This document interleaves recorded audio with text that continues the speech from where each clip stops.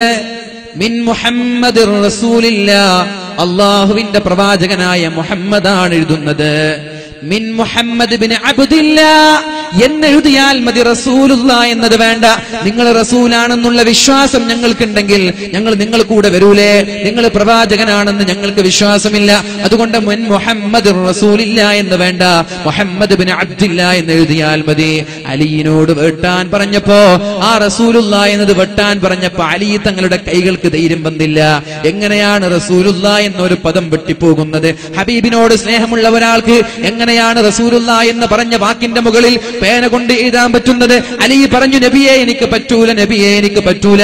അവസാനം അള്ളാഹുവിന്റെ ഹബീബ് നിർബന്ധിപ്പിച്ചപ്പോ മഹാനായ അലി തങ്ങൾക്ക് വെട്ടേണ്ടി വന്നു. എന്നിട്ട് തീരുമാനം എന്താ? മദീനയിൽ നിന്ന് മുസ്ലിമീങ്ങളായ ആളുകളിൽ നിന്ന് ആരെങ്കിലും മക്കയിലേക്ക് കടന്നു വന്നാൽ അവരെ ഞങ്ങൾ രണ്ട് കൈയും നീട്ടി സ്വീകരിക്കും. എന്നാൽ മക്കയിൽ നിന്ന് ആരെങ്കിലും മുസ്ലിമായി മദീനയിലേക്ക് വന്നാൽ നിങ്ങൾ അവരെ സ്വീകരിക്കാൻ പാടില്ല, പറഞ്ഞേക്കണം. കേൾക്കുന്നുണ്ടാ? അവിടെ സ്ക്രീൻ ഉണ്ടാ? അതെല്ലാരും അങ്ങോട്ട് നോക്കുന്നല്ലേ? ഞാൻ വിചാരിക്കും എന്താ എല്ലാരും അങ്ങോട്ട് നോക്കുന്നത്. മദീനയിൽ നിന്ന് ആരെങ്കിലും ഇസ്ലാമിൽ നിന്ന് പിന്മാറി മക്കയിലേക്ക് കടന്നു വന്നാൽ അവരെ സ്വീകരിക്കും, ഞങ്ങൾ അവരെ കൈയും നീട്ടി സ്വീകരിക്കും. എന്നാൽ മക്കയിൽ നിന്ന് ആരെങ്കിലും ഇസ്ലാമിലേക്ക് കടന്നു വന്നാൽ അവരെ നിങ്ങൾ സ്വീകരിക്കാൻ പാടില്ല. ഒപ്പ് ചെയ്തു. നിങ്ങൾ ആലോചിച്ച്, ഇങ്ങനെ ഒരു ഒപ്പിന് നിങ്ങൾ തയ്യാറാവോ?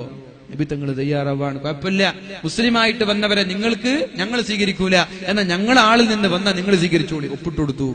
പിന്നെ അടുത്ത വാഗ്ദാനം, 10 വർഷത്തോളം ഉംറ ചെയ്യാൻ നിങ്ങൾ വരാൻ പാടില്ല. 10 വർഷക്കാലം മദീനയിൽ നിന്ന് മക്കയിലേക്ക് വരാൻ പാടില്ല. വീണ്ടും ഒപ്പ് ചെയ്തു, ഒപ്പ് വെച്ചു കൊടുത്തു. അപ്പോഴാണ് സഹിൽ എന്ന് പറയുന്ന ഒപ്പ് വെക്കുന്ന സന്ധി ചെയ്യുന്ന ഒരാളുടെ ആ സഹോദരന്റെ മകൻ ഇസ്ലാം സ്വീകരിച്ച് ഹബീബിന്റെ സമീപത്തേക്ക് കടന്നു വരുന്നത്. കൈകാലുകളിൽ ചങ്ങലയുണ്ട്.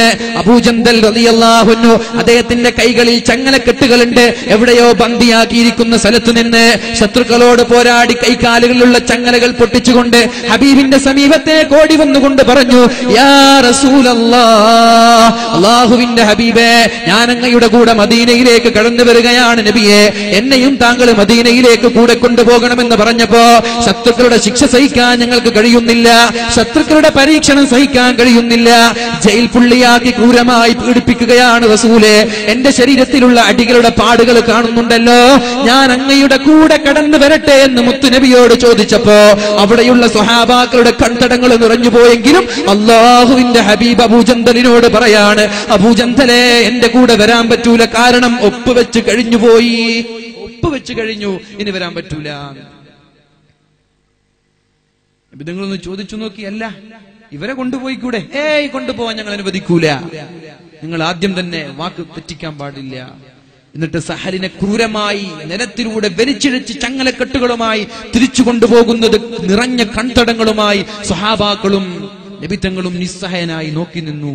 ഒന്നും ചെയ്തില്ല. എന്നാ നിങ്ങൾ കേൾക്കണോ? മഹാന്മാരായ സ്വഹാബാക്കൾ പറയാണ്, ഈ ഒരു ഉടമ്പടി കഴിഞ്ഞപ്പോഴാണ് മഹാനായ ഉമർ ഇബ്നുൽ ഖത്താബ് റളിയല്ലാഹു അൻഹു കടന്നു വരുന്നത്. നബിയെ, നിങ്ങളല്ലേ പറഞ്ഞത് ഉംറ ചെയ്യാമെന്ന് പറഞ്ഞിട്ടല്ലേ നബിയെ താങ്കൾ ഇങ്ങോട്ട് കടന്നു വന്നത്? ഞങ്ങളോട് പറഞ്ഞത് ഉംറ ചെയ്യാമെന്നല്ലേ? നിങ്ങൾ ഇപ്പോൾ ഉംറ ചെയ്യാതെ മടങ്ങുകയാണോ? നബി തങ്ങൾ പറഞ്ഞു, അതെ. അപ്പൊ നിങ്ങളല്ലേ ഉംറ ചെയ്യാന്ന് പറഞ്ഞത്? നബി തങ്ങൾ ചോദിച്ചു, ഞാൻ ഉംറ ചെയ്യാന്ന് പറഞ്ഞിരുന്നു, ഈ വർഷം ചെയ്യുമെന്ന് ഞാൻ പറഞ്ഞു, ഉംറ ചെയ്യാമെന്ന് ഞാൻ പറഞ്ഞിട്ടുണ്ട്, പക്ഷെ ഈ പ്രാവശ്യം ചെയ്യുമെന്ന് ഞാൻ പറഞ്ഞു ഇല്ലല്ലോ. അപ്പൊ ഉമർ തങ്ങൾ ഒരു ചോദ്യം ചോദിക്കുന്നുണ്ട്, അലസ്ത റസൂലല്ലാഹി ഹഖ്ഖ, നിങ്ങൾ സത്യത്തിൽ അള്ളാന്റെ പ്രവാചകൻ തന്നെയാണോ?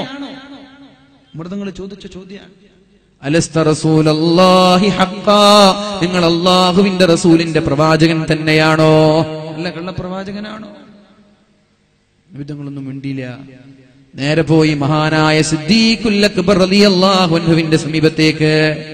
സിദ്ദീഖ് തങ്ങളോട് ചോദിച്ചു, സിദ്ദീഖേ, ഈ വർഷം ഉംറ ചെയ്യാമെന്ന് പറഞ്ഞിട്ടല്ലേ ഞങ്ങൾ ഇങ്ങോട്ട് കടന്നു വന്നത്, എന്നിട്ട് ഉംറ ചെയ്യാതെ തിരിച്ചു പോവുകയോ?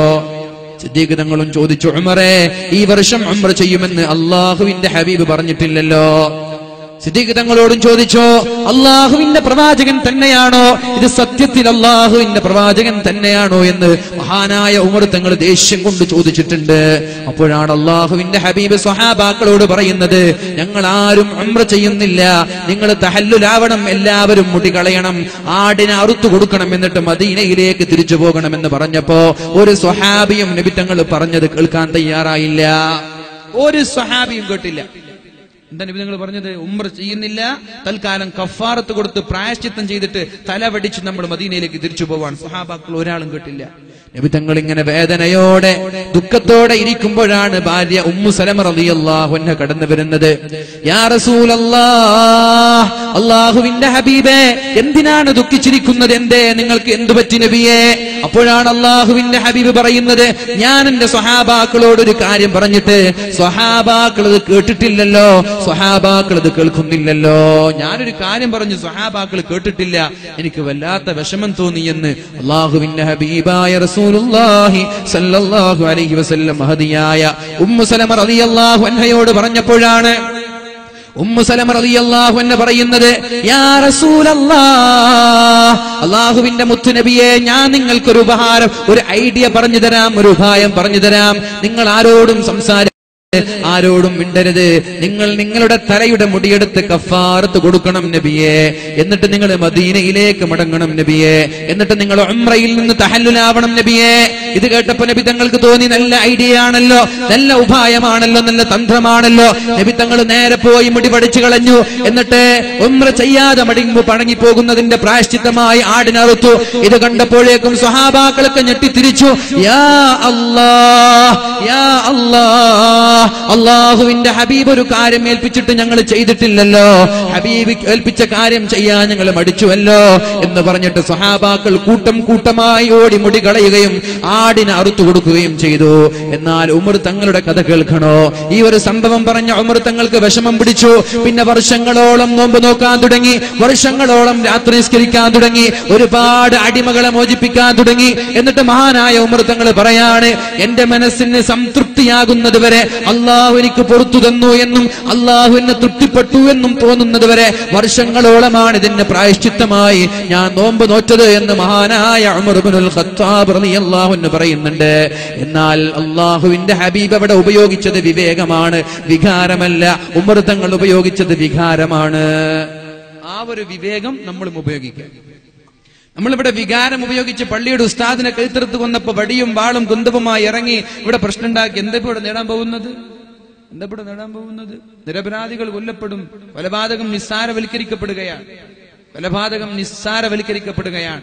ഒരു പൈങ്കിളിയെപ്പോലും നോവിക്കരുത് എന്ന് പഠിപ്പിച്ച മതമാണ് പരിശുദ്ധ ദീൻ മുത്തു റസൂലുള്ളാഹ്. സല്ലപിക്കുന്ന ഇണക്കിളികളെ അരുത്, കാട്ടാള അരുത്, അരുത് കാട്ടാള അരുത്. സല്ലപിക്കുന്ന ഇണക്കിളികളെ വേട്ടയാടി അതിന്റെ രക്തം ഇന്ത്യ എന്ന മഹാഭാരതത്തിലിറ്റ് വീണ് ഇന്ത്യയുടെ സംസ്കാരത്തിന് പോറലേൽപ്പിക്കരുത് എന്ന് വാൽമീകി മഹർഷി പറഞ്ഞ ഈ ഇന്ത്യ മഹാഭാരതത്തിലാണ് നാടുനീളെ കൊലപാതകങ്ങളുടെ കഥകൾ കേൾക്കുന്നത്. കളങ്കപ്പെട്ടില്ലേ? സംസ്കാരത്തിന് പോറലേറ്റില്ലേ? സല്ലപിക്കുന്ന ഇണക്കിളികളുടെ രക്തമിറ്റ് വീണ് ഇന്ത്യ മഹാരാജ്യത്തിന് ഒരു കളങ്കമുണ്ടാക്കരുത് എന്ന് പറഞ്ഞ വാൽമീകി മഹർഷി. ഒരു പൈങ്കിളിയെ പോലും വെറുതെ നോവിക്കരുത്. എങ്ങാനും ഒരു പൈങ്കിളിയെ തിന്നാനോ ആവശ്യത്തിനോ വേണ്ടിയല്ലാതെ നോവിച്ചാൽ നാളെ മഹ്ശറാവൻ സഭയിൽ ആ പൈങ്കിളി നമ്മൾക്കെതിരെ സാക്ഷി നിൽക്കുമെന്നും അത് കാരണമായി നരകത്തിന്റെ ശിക്ഷ അനുഭവിക്കേണ്ടി വരുമെന്നും പഠിപ്പിച്ച പരിശുദ്ധ റസൂലുള്ളാഹ്. ഈ സമുദായത്തിൽപ്പെട്ട നമ്മൾ എങ്ങനെയാണ് കൊലപാതകം നടത്തുക? നമ്മൾ എങ്ങനെയാണ് കൊലപാതകം നടത്തുക? വാൽമീകി മഹർഷി പറഞ്ഞതുപോലെ ഹൈന്ദവ സമുദായത്തിൽപ്പെട്ട ആളുകൾ എങ്ങനെയാണ് കൊലപാതകം നടത്തുക? ഒരുപാട് വർഷങ്ങൾക്ക് മുമ്പ്, 1400 വർഷങ്ങൾക്ക് മുമ്പ് അള്ളാഹുവിന്റെ ഹബീബിന്റെ സന്ദേശവാഹകരായ മാലിക് ഇബ്നു ദീനാർ റളിയല്ലാഹു അൻഹു അങ്ങ് കാസർഗോഡ് വന്നപ്പോ, കേരളക്കരയിലേക്ക് വന്നപ്പോ ഇവിടെയുള്ള ഹൈന്ദവ സഹോദരങ്ങളാണ് മഹാന്മാരായ മാലിക് ഇബ്നു ദീനാർ റളിയല്ലാഹു അൻഹുവിന് പള്ളി നിർമ്മിക്കാനുള്ള സ്ഥലങ്ങൾ നൽകിയത്. ഒരുപാട് ക്ഷേത്രങ്ങൾ നിർമ്മിക്കാൻ ഇവിടെ സ്ഥലങ്ങൾ നൽകിയത് മുസ്ലിമീങ്ങളാണെങ്കിൽ മതസൗഹാർദ്ദത്തിന്റെ ഈറ്റില്ലമെന്ന് ലോകമുടനീളം പ്രശസ്തിയാർജിച്ച ഇന്ത്യ മഹാരാജ്യത്തെ നിങ്ങൾ ദയവ് ചെയ്ത് ഗുജറാത്ത് ആക്കരുത്, ദയവ് ചെയ്ത് പാകിസ്ഥാൻ ആക്കരുത്, ദയവ് ചെയ്ത് ശരിയാക്കരുത്. എനിക്ക് പറയാനുള്ളത് നിയമപാലകരോടാണ്. നിങ്ങൾ കാക്കി അണിയുന്ന സമയത്ത്, വക്കീലന്മാർ ഗൗൺ അണിയുന്ന സമയത്ത് നിങ്ങൾ എടുക്കേണ്ട ഒരു പ്രതിജ്ഞയുണ്ട്. പ്രത്യേകമായ സമുദായത്തോടൊരു ഫേവർ ഉണ്ടാവാൻ പാടില്ല, പ്രത്യേകമായ വിഭാഗത്തോട് താല്പര്യം ഉണ്ടാവാൻ പാടില്ല.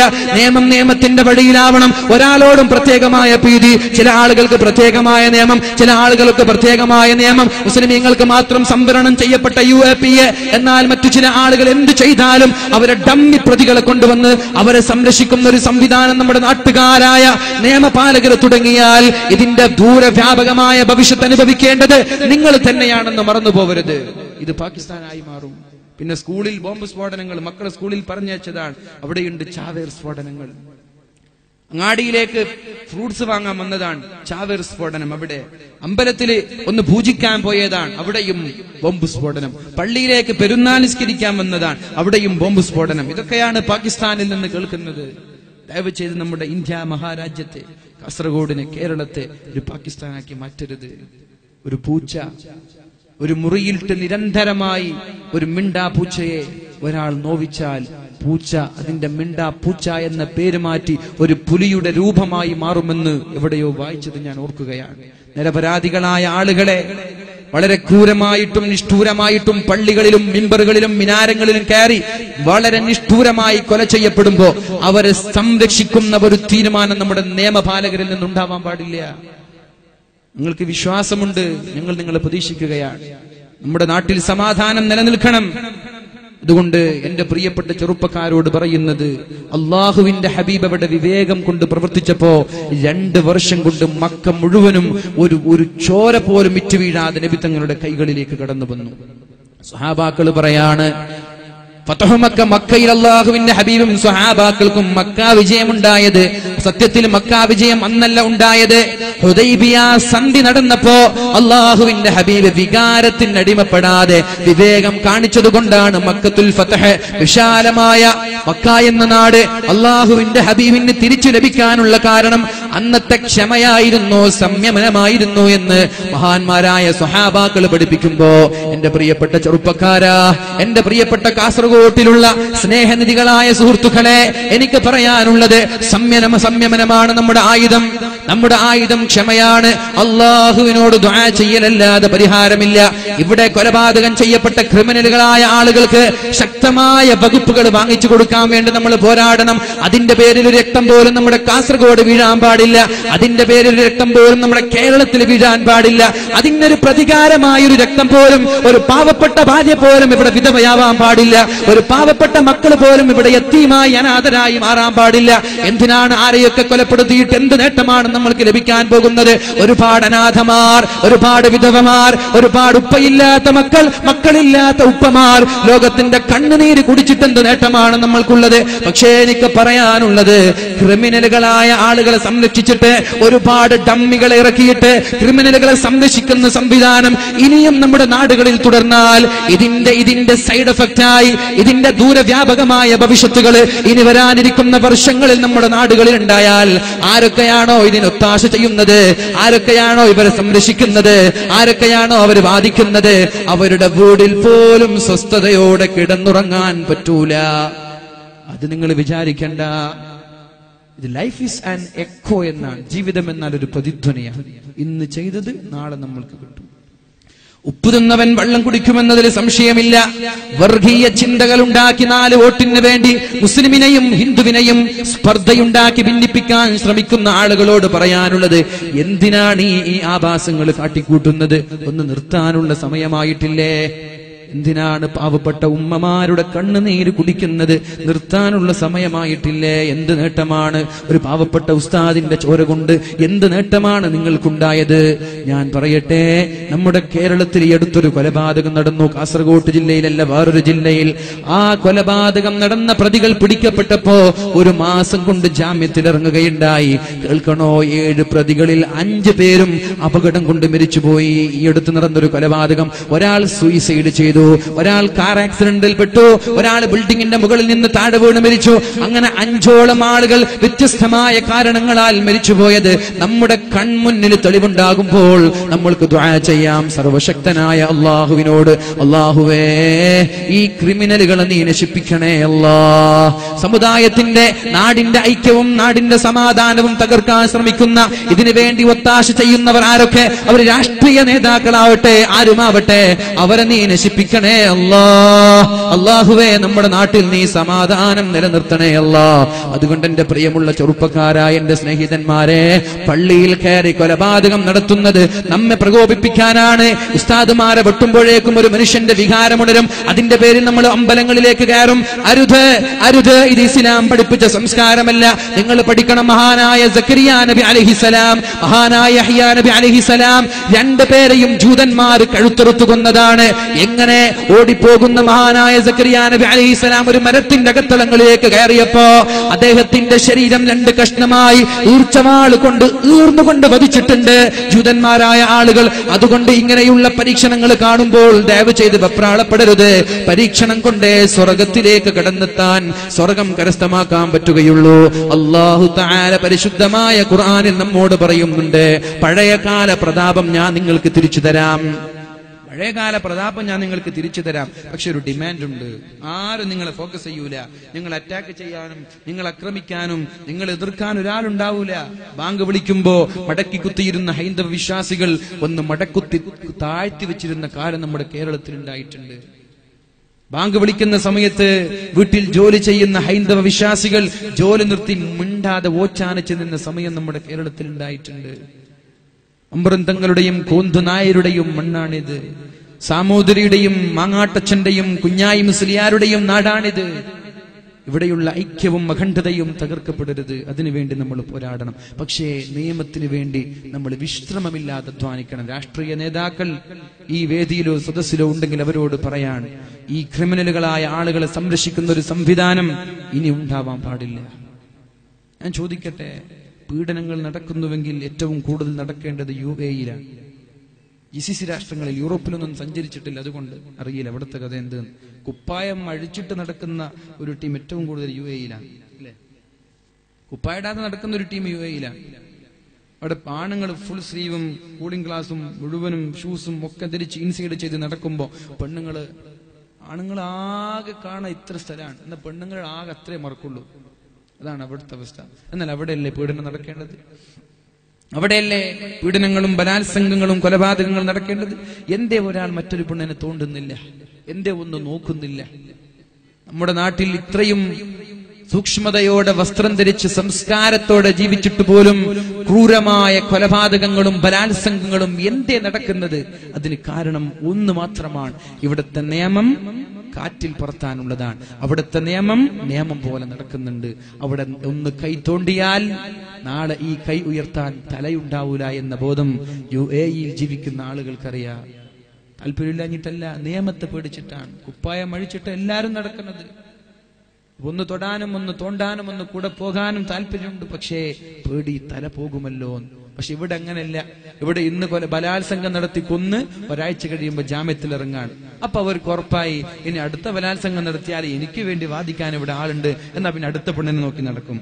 അത് കഴിഞ്ഞ് അടുത്ത കൊലപാതകം നടന്നു, അടുത്ത ബലാത്സംഗം നടന്നു, വീണ്ടും ജയിലിലായി, ഒരാഴ്ച കഴിഞ്ഞ് വീണ്ടും വരും. ഇതയാൾക്കൊരു ഹോബിയാണ് ബലാത്സംഗം ചെയ്യും. എന്റെ ഗോവിന്ദച്ചാമിക്ക് വേണ്ടി വരെ വാദിക്കുന്ന വക്കീലന്മാർ നമ്മുടെ നാട്ടിലുണ്ടാകുമ്പോ, ഗോവിന്ദച്ചാമി എന്ന് പറഞ്ഞാൽ പ്രബുദ്ധ കേരളം ഒന്നിച്ച് അദ്ദേഹത്തിനെതിരെ ശബ്ദിക്കും. ഇത്രയും വലിയ ക്രൂരമായ ബലാത്സംഗവും പീഡനവും ചെയ്ത ആളാണ്. അവന് വേണ്ടി വേറെ ശബ്ദിക്കാൻ ഇവിടെ ആളുകളുണ്ട്, വക്കീലന്മാരുണ്ട് എന്ന് പറയുമ്പോൾ നമ്മുടെ നാട്ടിൽ നീതിയിലുള്ള നിയമത്തിലുമുള്ള വിശ്വാസം നഷ്ടപ്പെട്ടുകൊണ്ടിരിക്കുകയാണ്. സമുദായത്തിന് പ്രത്യേകിച്ചിട്ട് കൈവെട്ടിയപ്പോൾ UAPA, തലവെട്ടിയപ്പോൾ ഒന്നുമില്ല. അങ്ങനല്ലേ നമ്മൾ കണ്ടത്? കൈവെട്ടിനെ നമ്മൾ ഒരിക്കലും അവർക്ക് സപ്പോർട്ട് ചെയ്യല്ല. കൈവെട്ടിയപ്പോൾ UAPA, തലവെട്ടിയപ്പോൾ ഒന്നുമില്ല. തലയാണോ കൈയാണോ തലയെക്കാളും വലുത്? പക്ഷേ നമ്മളതുകൊണ്ട് വികാരം കൊണ്ട് അതിലേക്ക് ഇറങ്ങി പുറപ്പെടുകയല്ല. നീതിയും നിയമത്തിനും വേണ്ടി നിരന്തരമായി അതിന്റെ പിന്നാലെ ഈ ക്രിമിനലുകൾക്ക് അർഹമായ ശിക്ഷ നമ്മൾ വാങ്ങിച്ചു കൊടുക്കണം. അള്ളാഹു ഇങ്ങനെയുള്ള നാടിന്റെ സമാധാനം നശിപ്പിക്കുന്ന ആളുകൾ അള്ളാഹു നശിപ്പിക്കട്ടെ. നമ്മുടെ നാട്ടിൽ അള്ളാഹു സമാധാനം നിലനിർത്തട്ടെ. എന്റെ ചെറുപ്പക്കാരാ, അള്ളാഹു പറയാണ്, നിങ്ങൾക്ക് പഴയകാല പ്രതാപം തിരിച്ചു വരണമെങ്കിൽ അള്ളാഹു ഒരു ഡിമാൻഡ് പറയുന്നുണ്ട്. ബിസ്മില്ലാഹിർ റഹ്മാനിർ റഹീം. വഅദല്ലാഹു അല്ലദീന ആമനൂ മിൻകും വഅമിലുസ് സ്വാലിഹാത്ത്. നിങ്ങളിൽ നിന്ന് അള്ളാഹുവിനെ കൊണ്ട് വിശ്വസിക്കുന്ന ആളുകൾ, വഅമിലുസ് സ്വാലിഹാത്തി, സൽക്കർമ്മം ചെയ്യുന്ന ആളുകൾ. ഈ ആയത്തും കൂടി ഓതി ഞാൻ എന്റെ വാക്കുകൾ ഉപസംഹരിക്കും. 10 ദുആ അടുക്ക നിർത്തും ഇൻഷാ അല്ലാഹ്. വഅദല്ലാഹു അല്ലദീന ആമനൂ മിൻകും വഅമിലുസ് സ്വാലിഹാത്ത് ലയസ്തഖ്ലിഫന്നഹും ഫിൽ അർളി കമസ്തഖ്ലഫല്ലദീന മിൻ ഖബ്ലിഹിം വലയുമക്കിനന്ന ലഹും ദീനഹുമുൽ ലദീ ഇർതളാ ലഹും വലയുബദ്ദിലന്നഹും മിൻ ബഅദി ഖൗഫിഹിം അംനാ يعبدونني لا يشركون بي شيئا ومن كفر بعد ذلك فأولئك هم الفاسقون. ഓ സത്യവിശ്വാസികളെ, ഓ മുസ്ലിമീങ്ങളെ, ഓ മുഅ്മിനീങ്ങളെ, നിങ്ങൾക്ക് ഞാനൊരു വാഗ്ദാനം തരട്ടെ, ഒരു കരാർ. വഅദല്ലാഹു അല്ലദീന ആമനൂ മിൻകും, നിങ്ങളിൽ നിന്ന് അല്ലാഹുവിനെ കൊണ്ട് വിശ്വസിച്ച ആളുകൾക്ക് ഞാനൊരു വാഗ്ദാനം നൽകുകയാണ്. വഅമിലുസ് സ്വാലിഹാത്ത്, സൽപ്രവർത്തനങ്ങൾ മാത്രം ചെയ്ത് ജീവിക്കുന്ന ആളുകൾക്ക് ഞാനൊരു വാഗ്ദാനം നൽകട്ടെ. എന്താണ് വാഗ്ദാനം? ലയസ്തഖ്ലിഫന്നഹും ഫിൽ അർളി കമസ്തഖ്ലഫല്ലദീന മിൻ ഖബ്ലിഹിം. നിങ്ങൾക്ക് മുമ്പ് കഴിഞ്ഞു പോയ ആളുകൾക്ക് അവരുടെ അധികാരം തിരിച്ചു നൽകിയതുപോലെ നിങ്ങൾക്ക് നഷ്ടപ്പെട്ടു പോയ അന്തസ്സും പ്രതാപവും ഞാൻ തിരിച്ചു തരാം. മുസ്ലിം എന്ന് പറയുമ്പോ സ്നേഹിക്കുന്ന ആളുകൾ ഇവിടെ ഉണ്ടാവും, മുസ്ലിമീങ്ങളോട് ബഹുമാനമുള്ള ആളുകൾ ഇവിടെ ഉണ്ടാവും. അത് നിങ്ങൾക്ക് വേണോ? ഹൈന്ദവ വിശ്വാസികൾ പണ്ട് അല്ലെ, പഴയ കാലത്ത് വർഗ വിവേചനത്തിന്റെ പേരിൽ, ജാതിയുടെ വിവേചനത്തിന്റെ പേരിൽ ശൂദ്രരും ക്ഷത്രിയരും ആയ ആളുകൾ, ഏറ്റവും നികിഷ്ഠരായ ആളുകൾ, ശൂദ്രരായ ആളുകൾ, അവർക്ക് കിലോമീറ്ററുകൾക്ക് അപ്പുറത്തില്ല ബ്രാഹ്മണരുടെ സമീപത്ത് നടക്കാൻ പാടില്ല. ബ്രാഹ്മണര് നടന്നാൽ 1 കിലോമീറ്റർ അപ്പുറത്ത് ശൂദ്രരായ താഴ്ന്ന ജാതിക്കാർ നടക്കണം. അവർ ദൈവത്തിന്റെ കാലിൽ നിന്നുണ്ടായവരാണ്.